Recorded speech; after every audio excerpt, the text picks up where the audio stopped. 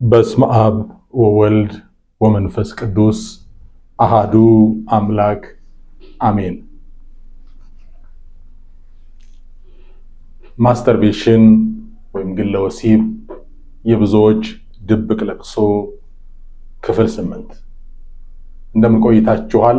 ለቻናሌ አዲስ ከሆናችሁ ሰብስክራይብ በማድረግ ሌሎችን በማካፈል እንድትጀምሩ በእግዚአብሔር ፍቅር አደራላለሁ። የምክር አገልግሎት ለምትፈልጉ በተሰጡ ስልክ ቁጥሮች ስክሪን ላይ ባሉ ቁጥሮች በመደወል ማግኘት ትችላላችሁ። 600 በላይ ሰዎች ደውለውልኛል። እግዚአብሔር አምላክ በብዙ ረድቶን ብዙዎች ነፃ ወጥተዋል። ምንድነው ዛሬ ላይ የነበረው በተከታታይ ያየን የነበረው ምንድነው የሚያስከትለው በሚል የሚያስከትላቸውን መንፈሳዊና ስጋዊ ጉዳቶች እያየን ነበር።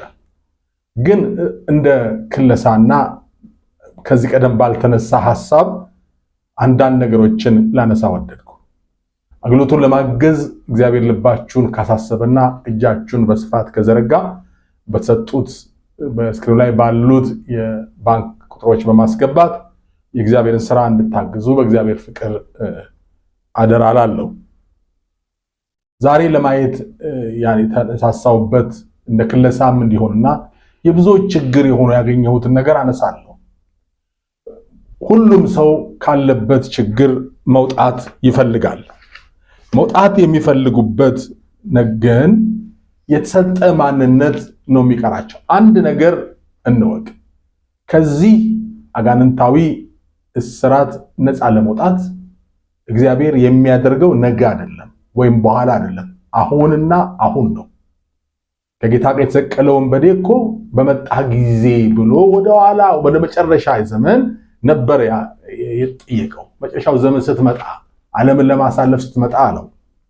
እስከዛ ድረስ ሲኦል መቃጠል ይገባኛል ነበር ያለው። ለክርስቶስ ግን ምላሹ ምን ነበረ? ዛሬ ከኔ ጋር በገነት ትሆናለህ አለው። ሰው በሞት ሰው በሲኦል ሰው በጨለማ ይቀጥል ዘንድ የእግዚአብሔር ፈቃዱ አይደለም። ይሄ ማወቅ አለበት። የእግዚአብሔር እጅ ከሆነ ወዲያውኑ አሁኑኑ ታቆማላችሁ። ታዲያ ምንድነው ችግሩ? ብዙዎቻችሁ ከጥቂት ጊዜ በኋላ ደግመን የምንመለስበት ነገር ምንድነው ስንል ደግሞ እንድንመለስ የሚያደርገን ነገር የተሰጠንን ፈውስ ወይ ደግሞ እግዚአብሔር የሰጠንን ነፃነት ለማስቀጠል ያለን ቁርጠኝነት ነው። ሱሱን ለማባበል ዓመታት ወስዶብናል። ለሱሱ ስንታዘዝ፣ ለሱሱ ስንገዛ ወራት ዓመታት አልፈዋል። ነገር ግን ያን ሙሉ በሙሉ ቁርጥ አድርጎ ሌላ ማንነት ለመያዝ ደግሞ እንደዚያው ጊዜ ይፈልጋል። ጊዜ የሚፈልገው እግዚአብሔር ስለማይችል አይደለም። ሰው የተሰራበት ማንነት አለው።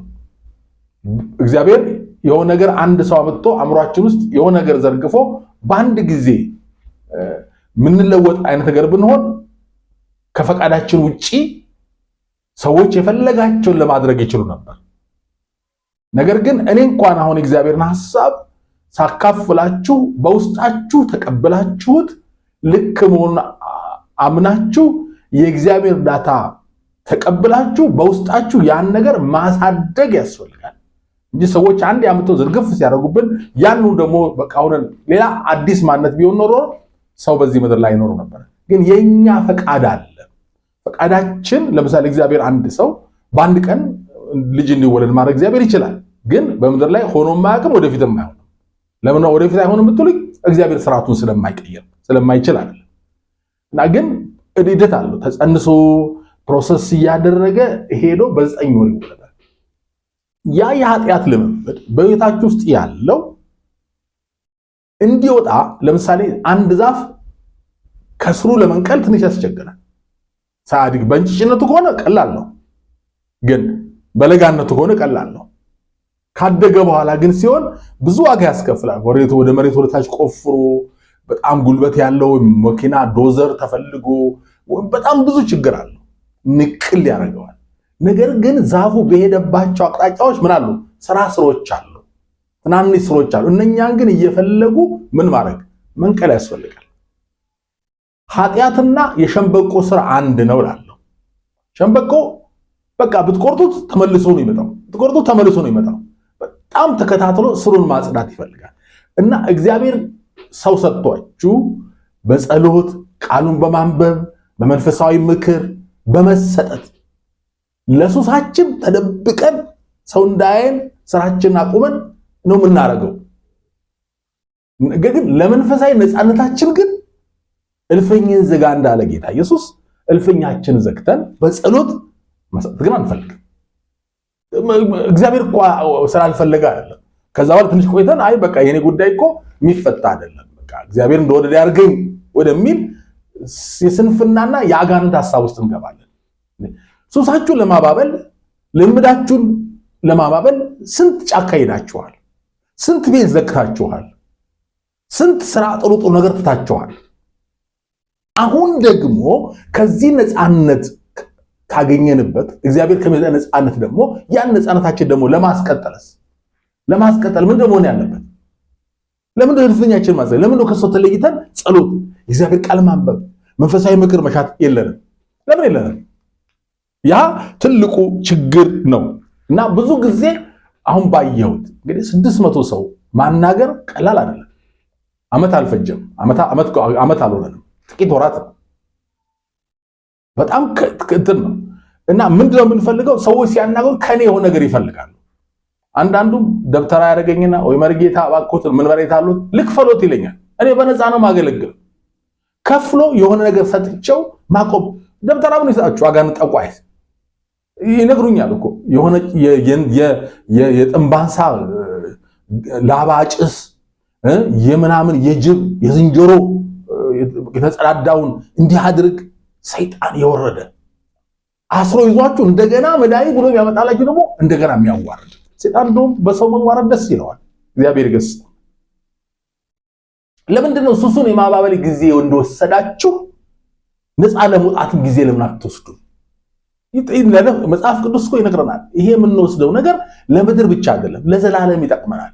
ሰይጣን እኮ ዋና ዓላማው አንተን በሱስ አስሮ ማስቀረት አለ፣ ከእግዚአብሔር መንግስት መለየት ነው። ሊሰማ ይገባል። ሰዎች ለሰይጣን እኔ በውቃ ቤት አገልግያለሁ አውቃለሁ። ጌታ ይገስጸውና ቡና ይፈላል፣ ምናምን ይቀርባል፣ ደም ይፈስለታል ምናምን። ልክ ነው እያልኩ አይደለም። ግን አንተ እኮ በማስተርቤሽን ከበግና ከፍየል ከቡናና ከሰንደል በላይ የሰጠኸው ዘር የህይወት ዘር የሰጠኸው ነው።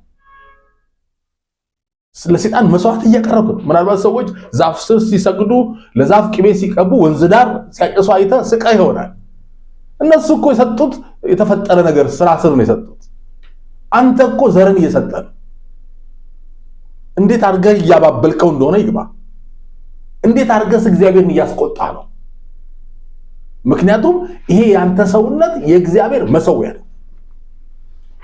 በእግዚአብሔር ያንተ ያልሆነ የእግዚአብሔር የሆነ ማንነት ላይ ለሰይጣን መስዋዕት ማቅረብ እንዴት ያለ የረከሰ ስራ ነው። እግዚአብሔር ለማስቀናት፣ እግዚአብሔር ለማስቆጣት። ልክ ያ ማን የተባለው አንድ ስሙን ተዘነጋኝ፣ አንድ የአሦር ንጉስ ነው። በእግዚአብሔር መሰዊያ ላይ እሪያ ሰዋበት፣ መሰዊያውን አረከሰው። ይሄ ማለት እኮ ነው ያስ መሰዊያ ፈርሷል፣ ተረስቷል። አንተ ግን የእግዚአብሔር የዘላለም መሰዊያ ነህ። አንቺ እግዚአብሔር የዘላለም መሰዊያ ነሽ። ታዲያ ባንቺ ሰውነት የእግዚአብሔር በሆነ መሰዊያ ላይ ለሰይጣን መስዋዕት እንዲያቀርብበት እንዲያረክሰው ትፈቅዳለህ? ለዚህ ልንወስን ይገባናል። ይሄ ይገባናል። እና እግዚአብሔር ያመለጠንን እድል እንድንጠቀምበት ይሰጠን ነው። ለማዳመጥ እንኳን ፍላጎት የለም። አይቼዋለሁ ይሉኛል። ቪዲዮዎቹን አይታችኋል? ዩቲዩብ ላይ ቲክቶክ ላይ አዎ አይተነዋል ይሉኛል። እሺ ምን አያችሁ ስላቸው አላዩትም። በቃ የሚያሳፍር ነገር ሰማለሁ። በቃ ጥሩ እንዳልሆነ ይሄ በቃ ያላልኩትን ይሉኛል። ከኃጢአት ከዚህ ቀንበር መውጣት ይፈልጋሉ። ግን መድኃኒቱን ማየት አይፈልጉም። በጣም ያሳዝናል። ሱሱን ግን ማስተርቤሽኑን ግን ለማድረግ አቤት ፖርኖግራፊውን ለማየት እንዴት ተደብቀው ብርድ ልብሳቸው ውስጥ ገብተው ተደብቀው ቤት ዘግተው እንደሚያደርጉት መድኃኒቱ ላይ ግን የለም። እንዴት ይሁን ታዲያ? ፈውሱ እንዴት ይምጣ? ያሳዝናል። ለዚህ ነው በቃ ነፃ ወጥተው ደስ ብሏቸው ከጊዜ በኋላ ይመለሱበት። የተሰጠ ማንነት ነፃነታችን የሚያስቀጥል ቁርጠኝነት ወደዛ የሚጋብዘን ደግሞ በጣም መራቅ። ያን አይነ ስውር ጌታ ኢየሱስ ዳሰሰውና ምን አለው? ወደ ሰፈር አትግባ አለው። አትግባ ወደ ሰፈር፣ ወደዛ ወደሚቀሰቅሳችሁ ነገር አትግቡ። ሰይጣን ሊከስ ይችላል፣ ይክሰስ፣ ስራው ነው፣ ሐሳቡ ግን አትቀበሉት። ወገኖቼ ልንወስን ይገባል። እናውቀዋለን እኮ ራስ መጥላት፣ ቆሻሻነት መሰማት ሰይጣን ይፈልጋል። እግዚአብሔር ገሰው እሱን ካላረክ ራስ እንዲያም አእምሮ እንዲወጠር እንድትጨነቅ ልክ ያ ነገር እረፍት ማግኛ እንደሆነ አድርጎ ያሳያል። እኮ አእምሮ ወጠረን ሰይጣን እኮ እግዚአብሔር ይገስጽህ ብትል እኮ ይሄዳል። መጽሐፍ ቅዱስ ብታነብ ትጸልይ ይርቃል። ለምን ሱሱን ታባብለዋለህ? ለምን ለአጋንንት መስዋዕት በመስጠት ደስታ ታሰኘዋለህ? ለመንፈሳዊ ነገር ለምን ትሰላቻለህ? ዋናው መሻታችን ምንድን ነው? ከዚህ ጉዳይ መውጣት ነው። አንዳንዶቹ ይነግሩኛል፣ እየፈረድኩ አይደለም፣ አለማወቅ ስለሆነ በቃ ከጓደኛዬ ጋር ግንኙነት ለማድረግ እንዳልችል አረገኝ ይላሉ። አግብታችኋል ስላቸው አይ የሆነ ፍሬንዴ ናት ፍሬንዴ ምንም እኮ የለውም። መርዙን ነው የቀያየራችሁት፣ ሁለቱም ሞት ነው። ፍላጎታችን እግዚአብሔርን ካሳዘንበት ለሰይጣን መስዋዕት ከምናቀርበት ለዘላለም ጥፋት ሰይጣን ከሚነዳን ከዚህ ነገር መውጣት ነው ወይስ ደግሞ ሌላ ስጋ ፍላጎታችን ጤናማ ወይ ደግሞ ትክክለኛ ነው የምንለውን ግንኙነታችንን ለማድረግ ነው? እግዚአብሔርና ዘላለም ሕይወት ነው የሚቀድመው ወይስ የስጋ ፍላጎታችን? yes አግብተሽ በትዳር ይቻላል። መጠንቀቅ ይገባናል ወገኖቼ። ምንድነው እስቲ እንደው ለመከለስ ያክል ወደዚህ ያጋለጡን ነገሮች ምን ናቸው? ብዙ ነገሮችን ልናነሳ እንችላለን። ምንድናቸው ለማስተርቤሽን ልምምድ የሚያጋልጡን ነገሮች ምንድናቸው የሚሉትን እንደው ለክለሳ ምናልባት ደግማችሁ ለማስታወስ እና ደግሜ በዚህ ውስጥ አዲስ ሐሳብም ስለማነሳ ነው የማነሳው። ምንድናቸው?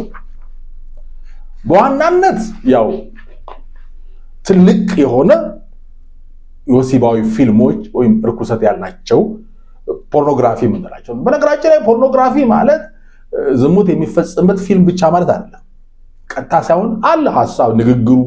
ዛሬ እኮ ድራማዎቻችንና ፊልሞቻችንም ድሮ ያልነበራቸውን ሴክሹዋል ሐሳብ ያጠነጠኑ ናቸው። እንመዘን አሁን እንዲና እንዲህ ብዬ ልኮንን ልተችም አይደለም፣ ግን መመዘን ይቻላል። ፊልሞቻችን፣ ድራማዎቻችን የስጋ ፈቃድ ፍላጎትን በግልጽ ወደ ማሳየት እየመጡ ናቸው። ዲስ ፖርኖግራፊ ሌላ ሐሳብ እንዲያስብ ሰው ማድረግ እና እነኚህ ናቸውና ፖርኖግራፊክ ሳይቶች ተደብቀ በነፃ የምታገኘው ሰዎች እንደውም አንዳንዶች በቃ ሰው አምጥቶን የሰጠኝ ይስተመልከተው ብሎኝ ከዛ በኋላ ታሰርኩበት ይላሉ። ያን ዝሙት ልቅ የሆነ ነገር ሲያዩ ቶሎ ያው ሰው ስሜት አይደለም ቶሎ ፍላጎቱን ማርካት ይፈልጋል። ኢሚዲየት ነው። ያው የስጋ ፈቃድ እኮ ፍላጎቷ የደቂቃዎች አትሞላ፣ ጸጸቱ ነው ለዘላለም ይሆን። ዳዊት ቤርሳቤህን አይቶ እኮ ወዲያው ፍላጎቱ ተነሳሳበት። 5 ሚስት አለው። ወደ አንደኛው ሚስት ውስጥ እንዲገባ አይደለም ያደረገው።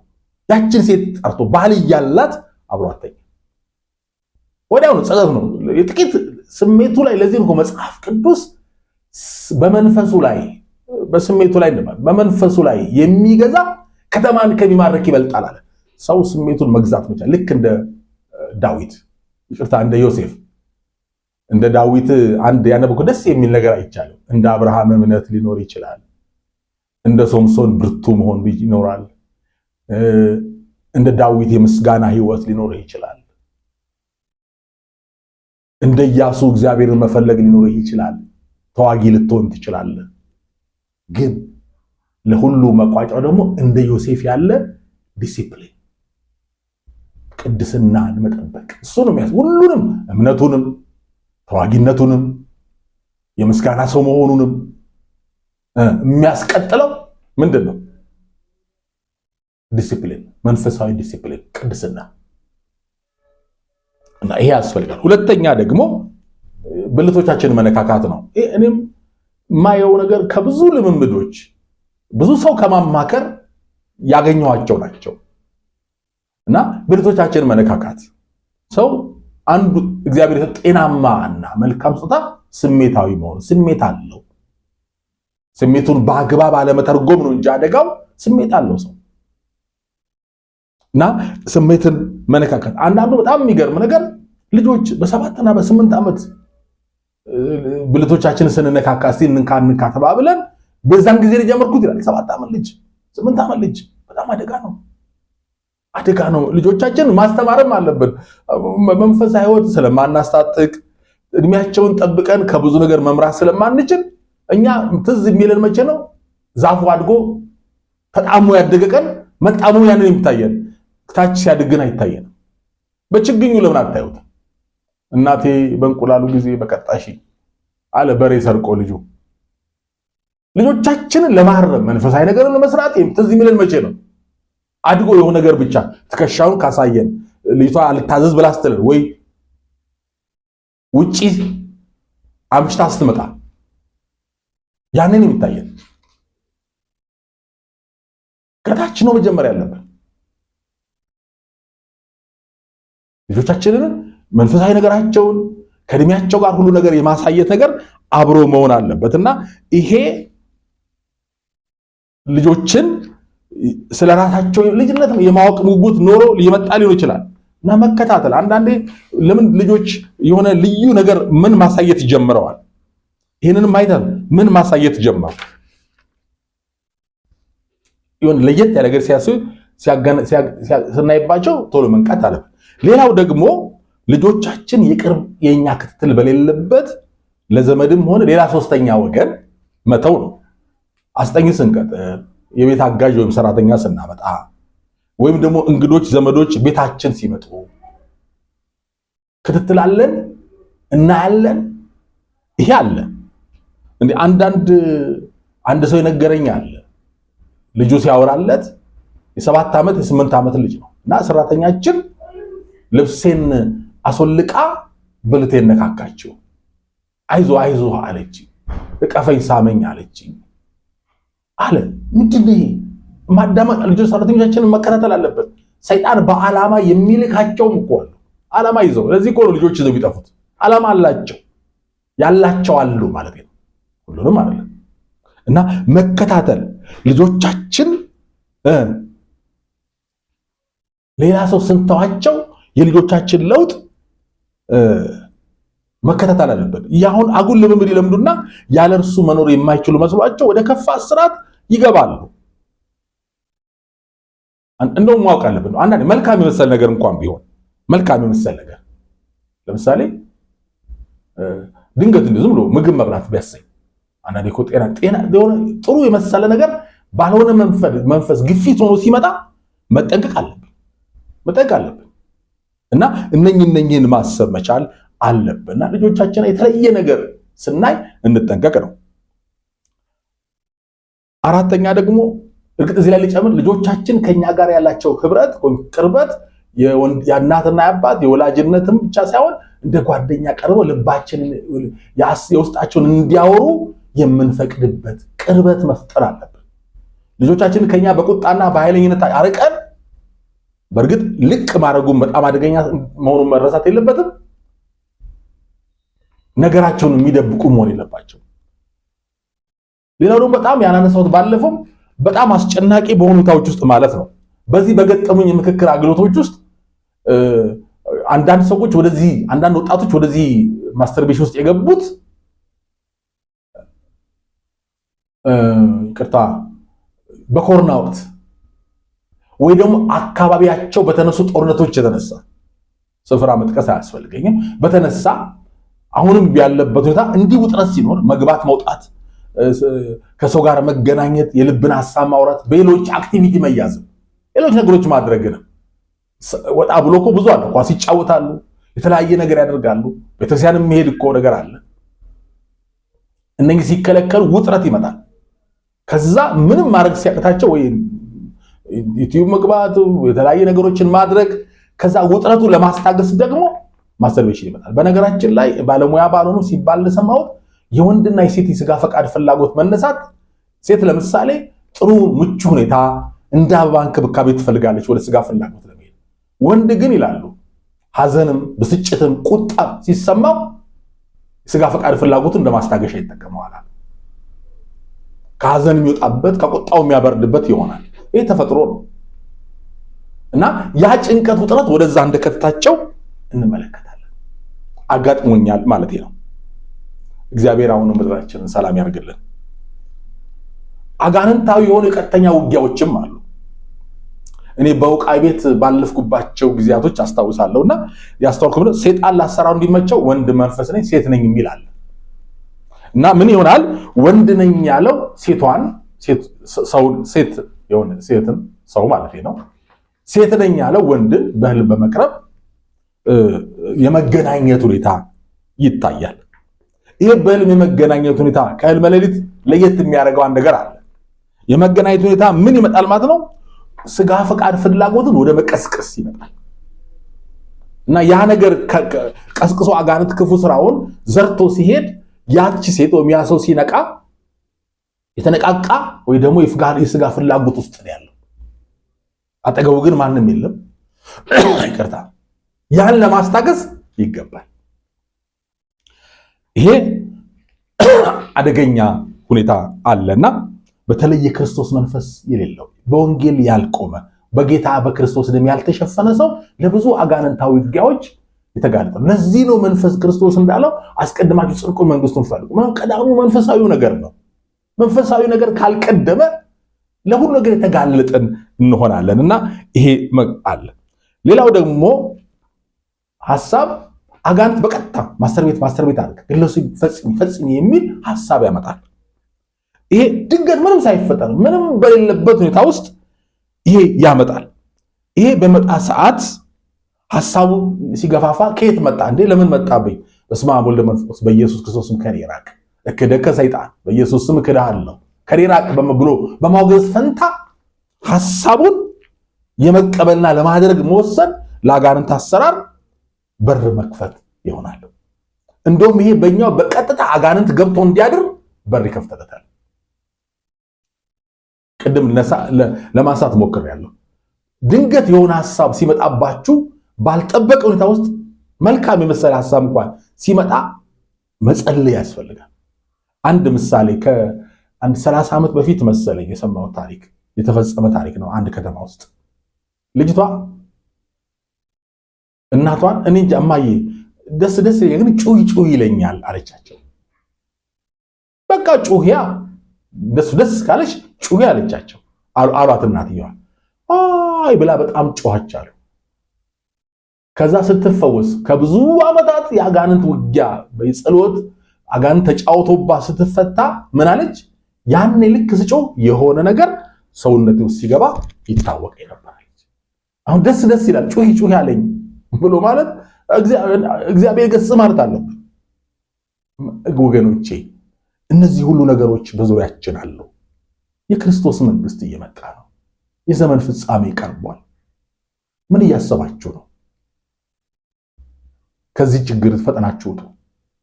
ልናገለግል ልናማክር ዝግጁ ነን።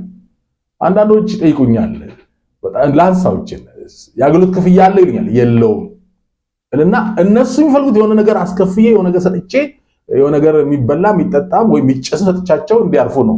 አይደለም ግን ጸሎት የእግዚአብሔር ቃል ሲንላቸው ደግሞ መጣት ይሰለቻቸዋል። ሁሉንም ከሆነ ድርጅት ከሃይማኖት ድርጅት ጋር ከህይወት ጋር ነው የሚያያዘው። መጽሐፍ ቅዱስ ጸሎት ከዘላለም ህይወት ጋር ነው የሚያያዘው። ወገኔ እግዚአብሔር ጸጋውን ያብዛልን። ሰላም ሁኑልኝ። ቸር ይግጠመን።